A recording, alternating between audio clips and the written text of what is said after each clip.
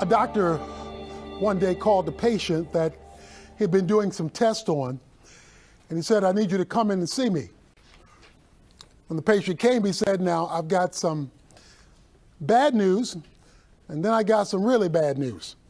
So which do you want to hear first?" Well, he said, well what's the bad news? He said, "Well, the bad news is your tests have come back, and you've only got 24 hours left to live." He said, "What? That's the bad news? Well, what's the really bad news?" The doctor said, "I should have called you yesterday." Sometimes life can get bad, and sometimes life can get real bad. Makes me think of the husband who was taking his wife out on a date, and he came rushing in, and she was just about ready to go and said, "We won't be able to go on a date tonight." She said, "Why not? We had planned to go on a date." She said, "Because the car's not working. There's water in the carburetor." She said, "Water in the carburetor? You don't know anything about cars. You're not a mechanic. How do you know there's water in the carburetor?" He said, "Because the car's in the bottom of our swimming pool, so I know there's water in the carburetor." Sometimes things are not just working out like you hoped that they would. In this series, it's not too late. Sometimes life doesn't work out like you hope it would. Sometimes there are things out of your control. But then there's sometimes where you've made a mistake or blown it, and you don't quite know how to get it right.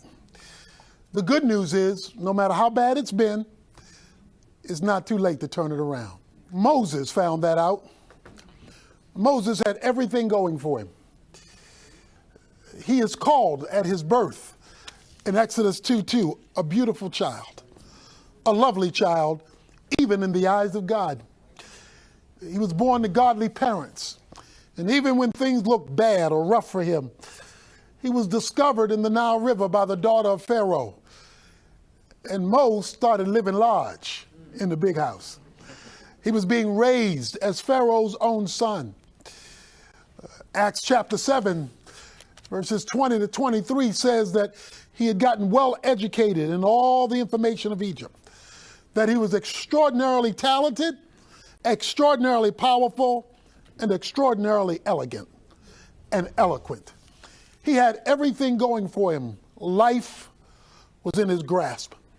He even had the privilege of being raised by his birth mother in Pharaoh's house through the providential hand of God. So Moses had it in his grasp. At 40 years old, he made the decision of a lifetime. He decided to suffer ill treatment with the people of God rather than enjoy all the benefits of growing up in Pharaoh's house. So spiritually, he made the right decisions, even though he was in a pagan environment. Everything was just right, except one thing. In Exodus chapter 2, Moses sees one of his brethren, one of his Hebrew brethren, being mistreated by an Egyptian.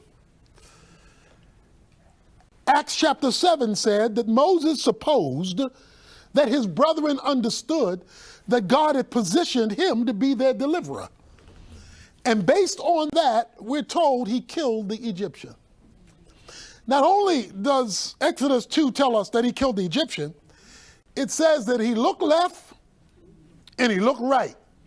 In other words, he wanted to see if anybody was going to see what he was getting ready to do. So he was doing it on purpose. Not only did he kill the Egyptian, but it says he buried him in the sand.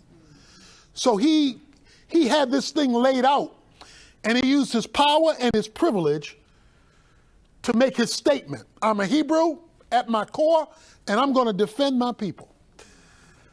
The next day, the text says in Exodus 2 that he came out and saw two of his Hebrew brethren arguing with one another. He comes over to them and he says to them, "Why are you striving with your companion? Why are you brothers fighting?" And then he got the shock of a lifetime. You know the story. One of the Hebrews said, "What business is this of yours? Are you going to kill one of us like you killed the Egyptian yesterday?" Now, yesterday he looked left and look right. And he didn't see anybody spying on him. But the day after, he discovers that it has been seen by his brethren what he had done. Now, I think I know what happened. I think I know how they found out. Because if there were only 3 people there, and one of them is dead, the Egyptian, and Moses is not telling on himself, then the brother he thought he was helping, the brother he had delivered, went back, and I don't know if you know any people like that, who you've invested in, helped, delivered, and they go spread the bad word on you. But not only that, it's hit CNN, Fox News, MSNBC, because we're told that Pharaoh knew about it. So the word had spread in 24 hours. And Moses goes from the White House to the outhouse. Moses' world is shattered. Moses goes from a Mercedes chariot and couture designer clothes and palace living, and he is reduced to being a shepherd. In fact, we're told that when Pharaoh heard, verse 15 of Exodus 2, of the matter, he tried to kill Moses.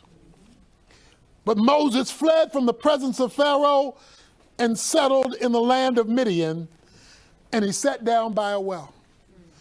In 24 hours, his world was shaken. In 24 hours, his future was gone.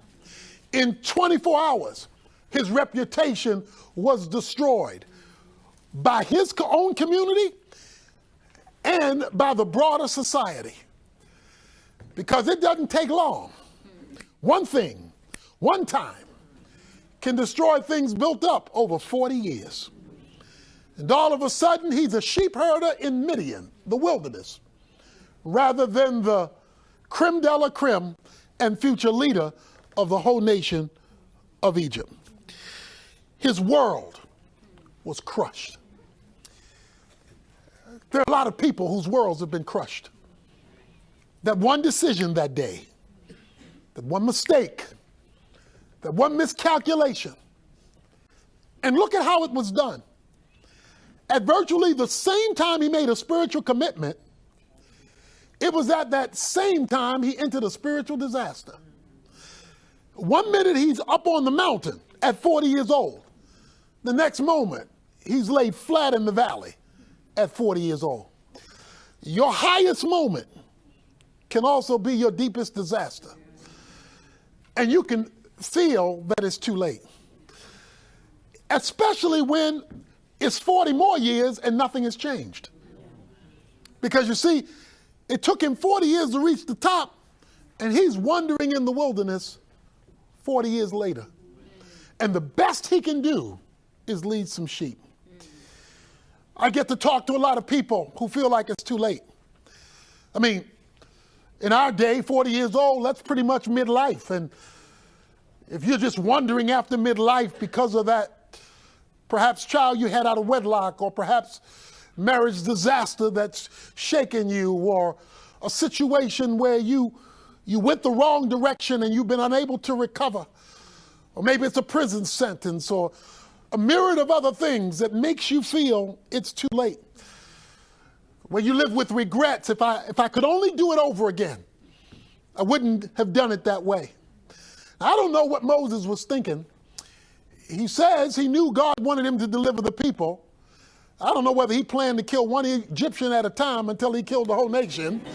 I'm not quite sure what his strategy was. But one thing is clear, he didn't consult God first. He reacted to a situation in front of his face, and it was a bad reaction. Have you ever said a word that you wish you could retract because you were just reacting at the moment?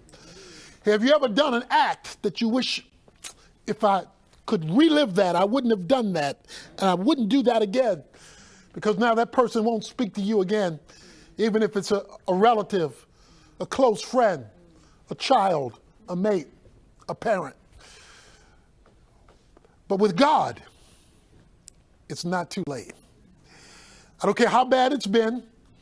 I don't care how long it's been. I don't care how hurtful it's been. I don't care how painful it is. When you mix God in the equation, it's not too late.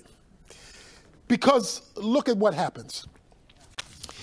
In chapter 3 it says, now Moses was pasturing the flock of Jethro, his father-in-law. At least he had a father-in-law that gave him a job. The priest of Midian. And he led the flock into the west side of the wilderness and came to Horeb, the mountain of God. The angel of the Lord appeared to him in a blazing fire from the midst of the bush. And he looked, and behold, the bush was burning with fire, yet the bush was not consumed. So Moses said, I must turn aside now and see this marvelous sight, why the bush is not burned up. When the Lord saw that he turned aside to look, God called to him from the midst of the bush and said, Moses, Moses. And he said, here I am. And he said, do not come near here. Remove your sandals from your feet, for the place on which you are standing is holy ground. When you've blown it, when you've had year after year of disappointment, what you need is not, first of all, a new plan or a new program, a new strategy. What you need is a fresh encounter. Moses got an encounter. First of all, we're told where the encounter happened. It happened on the mountain of God. The mountain of God is the place where God's presence is. It's God's hangout. If you want to make up some time that has been lost by failures yesterday, hang out where God's hanging out. Because you need an encounter with God. You need to be in an environment, the mountain of God. You need to be in an environment that pushes you toward God. He was leading sheep, but he was leading them in the vicinity of where God was. You want to hang out with people or places that are making a big deal about God because you need a big change in your situation. He says, as he was doing that, he noticed something, and it blew his mind. I grew up old school, and one of my old school groups was the Delphonics. And some of you remember the Delphonics. And one of my favorite songs from the Delphonics was, Did Not Blow Your Mind This Time. Now, if you don't know that song, it's because you were raised in the wrong neighborhood. But that's a whole nother story for another time. But suffice it to say right now, he saw something that blew his mind. He saw a bush on fire that was not burning. He saw the green still on the leaves of the bush. It wasn't burning up. The wood was not burning up, but it was on fire. That's what you call a contradiction. That's what you call a conundrum. That's what you call something that makes no sense. How can a bush be on fire and it not burn? Let me give you a secret to an encounter with God. When God is ready to change your situation, flip it, twist it, tweak it, turn it. You can expect to see something happen in your life that doesn't make sense. Something that is out of the norm, something that is not part of the plan, something that you can't explain. When God wants to do something different, in spite of you're messed up, in spite of the fact that, like Moses, you're a murderer. Well, maybe you never murdered a person physically, but maybe you murdered some folks' character. Maybe you've destroyed somebody's integrity. Maybe you have used language that has beaten people down. Maybe you've ruined the perspective of somebody. Because Jesus said, even if there's hatred, there's murder, because it emanates from the heart. So there are a whole lot of different kind of murderers. And you don't have to be on death row to be one. You can be one simply because you have devastated the life of another, even if that has happened. there was an opportunity for a fresh encounter with God. This is true all through the Bible, by the way. Whenever God wanted to do something new, he would do something different. He would tell Abraham to sacrifice his own son. That don't make sense unless, God, you're up to something special. He would get Israel caught between the Red Sea and Pharaoh's army. They can't go back and they can't go forward. God must be up to something special, like opening up a Red Sea. Martha and Mary say, our brother's dying. Please do something. Jesus finds out he's dying and he stays back 2 days and lets him die. And then on top of that says in John chapter 11, I was glad that I was not here. How you going to be glad, Jesus, when I'm sad? How you going to be happy when I'm in pain? How you going to be going through a joyful time when I'm in a painful time? He says, because I want to show you something. He says, didn't I tell you this is an opportunity to glorify God? Didn't I tell you I am the resurrection and the life? And by the way, you can't get a resurrection unless something dies. So God lets things die sometime. Moses' career died. Moses' future died. Moses' well-being appeared to be dead until God showed up. This goes beyond a Bible study to have an encounter with God. It may include the Bible because God never skips his word. But an encounter means I get to experience God face to face. Because you can learn about him and not experience him. Moses had the knowledge. He needed a fresh encounter with God. When you go to the restaurant, and they show you a menu. A menu is a written documentation of what the restaurant has to offer. I mean, you can salivate sometime just by reading the menu. You read the menu and go, you get excited because it just sounds good to read it, But you not only have a menu, you have a proclaimer of the menu. Somebody who will testify that the food is good. It's called a waiter or a waitress. And maybe if you're lucky, you get a maître d'. They will come over and they will tell you, this is good, this is good. In fact, they'll even have a Q&A session. Do you have any questions? And they'll answer your questions.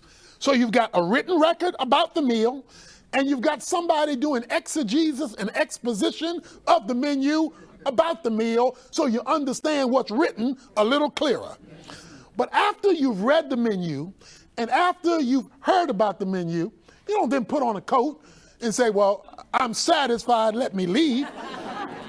Because you didn't go there to read about it or to hear somebody else tell you about it. You went there to experience it. And until you've tasted it for yourself, you're left unsatisfied. That's why you can go to church and still leave unsatisfied. That's why you can hear other folk talk and leave unsatisfied. You need a fresh encounter with God, and you ought to pursue the mountain of God, his presence, with all of your heart. Well, that's what Moses does. God says to him, Moses, Moses. Now, whenever God calls your name twice, you're in trouble. Moses, Moses. Okay? He says, take off your shoes. But it says God didn't call his name until he saw him turn. See, God didn't just call his name. It says when Moses turned, God called his name. God wants to see what you're going to do. Are you going to ignore the burning bush? Or are you going to go toward the burning bush? He could have said, bush burning, no big deal. He wouldn't have heard his name. Because he only heard his name when he turned, when there was movement toward the mountain, movement toward what God is doing. Don't ignore the extraordinary taking place in the ordinary, especially if you're coming off of 40 years of mistakes, 40 years of pain, extended periods of difficulty. Because the good news here is that it's not too late. He says, Moses, take off your shoes. Why would he take off his shoes? Well, man was made from dirt. Everybody in here is made from dirt. You're only about worth $8 to $10 on a good day, okay? Once you decompose, your value, the nutrients collectively, isn't worth $10. So I don't know how much you think you're worth, but it ain't all that. In fact, if you want to see how much you're worth, just stick your finger in some water and see the dent you leave behind. And That'll show you. It ain't going to last long. Moses, take off your shoes. In other words, that little leather on your shoes that's separating you from dirt is making you too high. Somebody felt that. I can tell. It's making you too high. You too high. I want you to get back to the dirt. I want you to get back to your humanity. Because what happened 40 years ago was because you thought too much of yourself than you ought to have thought. In other words, I did tell you you were going to deliver my people. I didn't tell you you were going to do it apart from me. I did tell you that I gave you this extraordinary opportunity. I didn't tell you that you were going to go out there on your own and become a murderer to pull it off. In other words, he tried to do a good thing with human methodology. He skipped God to achieve his own goal. In other words, he let being in Pharaoh's house get to his head. Because I'm the son of Pharaoh, I can kill who I want to kill, do what I want to do. You know people like that who think because they got a little education, who think they got a name, think they have some notoriety, think they have some power, think they have some silver spoon in their mouth, think that they have arrived and they can do what they want to do in the name of God. He says, Moses, take off your shoes because this is holy ground. The word holy in the Bible means unique, set apart, or special. This is not an ordinary meeting. This is not another church service. This is not another Bible study. This is a special place with my special presence. And it's the place I want to show you. It's not too late. He says, take off your shoes. This is holy ground. Then Moses hid his face, for he was afraid to look at God. Now, guess what God tells Moses?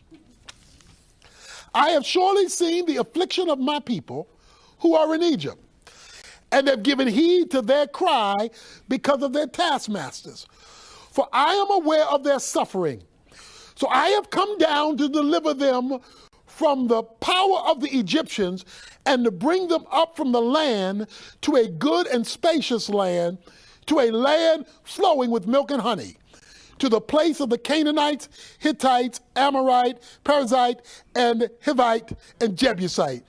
Now behold, the cry of the sons of Israel have come up to me. I have seen their oppression with which the Egyptians are oppressing them. Don't miss this, because it all sinks into the fact that it's not too late. You know, in a football game, I love football. If you're losing at halftime, that's bad, but it ain't over. Because you got as much time going forward as you messed up in your play in the first half of the game. So at halftime, our coach will always tell the losing team, it ain't over. It's not too late, because we've got something ahead of us worth looking forward to. Guess what God tells Moses? While you were rebuilding your life over here, I was dealing with something over here. The children of Israel are being oppressed by the Egyptians, and they're crying out for a deliverer. You messed up 40 years ago. I put you out here in this wilderness to develop you, because the wilderness is always for development. There is deliverance, development, and then destiny. Development is dry spell. It's the place where a lot of fancy stuff is not going on. I had you leading sheep, dirty, smelly sheep. Because over here, 40 years later, there are going to be some other sheep that are going to need some leading. So you messed up 40 years ago, but in your development, I'm going to let you deal with stuff that you think is inconsequential to what you did 40 years ago. But when you make a recontact with me, I'm going to connect you with my purpose. And I'm going to give you a fresh calling, a fresh job, and a fresh ministry. Do you see what God did? God recalled him. You ever had a car that needed to be recalled? That means something was wrong. They had to fix it so you could start rolling again. He says, Moses, I got a purpose for you. In fact, in chapter 7, verse 1, he says, and I'm going to make you like God to Pharaoh. I'm going to let Pharaoh, I'm going to let you borrow my name when you go to Pharaoh. I'm going to raise you back up. I don't care what has happened in your past. Yes, there are consequences. And if you could have not done it or relive life over again, you wouldn't do it because you don't want 40 wasted years. But that's the beauty about God. He can hit a bullseye with a crooked stick. He can take lemons and make lemonade once you have a fresh encounter with him. He says, Moses, I am not only going to restore you to me, I'm going to use you again. And I'm going to let your practice with sheep answer the prayer of somebody else who's calling on me for deliverance. You don't know they're calling on me. I know they're calling on me. I know you're ready for me. So I'm going to use your return to me to answer their call to me. So I'm going to do a bunch of things at one time. See, that's the beauty of God. While he's developing you, he's preparing somebody else to be impacted by you once your development has been completed. Moses had the good news of finding out that it indeed is not too late. That God can meet you in your mess, and he can turn things around, and he can create a miracle. So no matter where you are, how bad it seems, or how long it's been, don't you throw in the towel. Don't you quit. Don't you give up. Because God is still with you. God still cares about you. And God still loves you. But he wants a fresh encounter with you. You know, one of my favorite shows was the Rocky series. I love Rocky. And of the Rocky series, it was Rocky V. Rocky V was the one. That was the one. Okay? Rocky V runs into a young man named Tommy Gunn. And Tommy Gunn says, Rocky, I want to be a champion like the Italian Stallion. And Rocky assumes that this is a great opportunity to stay in the fight game, even though he's wandering in Midian now because he can't fight anymore. Tommy Gunn turns on him. Tommy Gunn says, you're nothing, you're nobody, and I don't need you anymore. The whole movie, because now a lot of you are going to go home and look at Rocky V. The whole movie turns on the last 15 minutes. They're in a tavern. And Tommy Gunn hits Rocky's brother-in-law, insults Rocky. And Rocky takes off his shirt. And there is a brawl in the street. The problem is, Tommy Gunn is too young, too strong, and too fast. He can't keep up with him, and though he tries to make things better, though he tries to survive it, though he's fighting as hard as he can, he's losing because Tommy Gunn is just too good.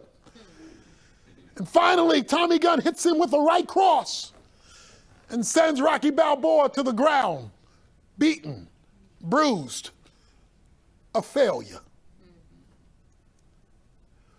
But while laying on the ground, Rocky remembers. He remembers his past. And you can see what he's remembering because they show what he's thinking on the screen. And he remembers Apollo Creed and how he fought back in those early days. He remembers Clubber Lang and how he fought back in those early days. He remembers Ivan Drago and how he tried to fight back in those early days. The problem is, even though he remembered it and was trying to get up out the gutter he had been knocked down to, he couldn't get up. He couldn't get up. He tried to psych himself up, but he couldn't get up until he remembered one other thing. See, the last person on the screen was his old coach, Mickey. Mickey was his old coach. Now, Mickey had died. Mickey had gone to the grave. He had died an episode earlier. Mickey wasn't there, but he remembered Mickey standing over him, saying, "Get up, get up, get up, you bum," because Mickey loves you. Now that's when the music came on. Dun dun dun dun dun dun dun dun dun dun dun dun dun dun dun dun dun. Dun dun dun dun dun. I feel it already. Dun dun dun dun dun dun dun dun dun. You know, the music comes on and you can feel it all in your gizzard. You can feel it down deep, you know. And he shakes himself off and he gets back up on his feet. It looks like it's too late. It looks like it's over. It looks like all hope is gone. He's been beaten by the enemy. Tommy Gunn is walking off in victory. But he looks over to Tommy and he says, "Yo, Tommy, come on back. We going one more round." And somehow he found strength that he didn't have, power that he didn't have, ability that he didn't have to overcome a defeat that was inevitable because he had an encounter with somebody who had already died, who had come back to life and let him know, "You know, I'm going somewhere. I'm here to tell you, I don't care how long the devil has knocked you down. I don't care how bloody your circumstances or sins have made you. I don't care how long you have been in the gutter. There's somebody 2,000 years ago who died for you, who is standing over you having raised from the dead. And he's looking at you in your fallenness, in your gutter position for as long as you've been there. And he's saying, get up, get up, get up, you bums, because Jesus loves you."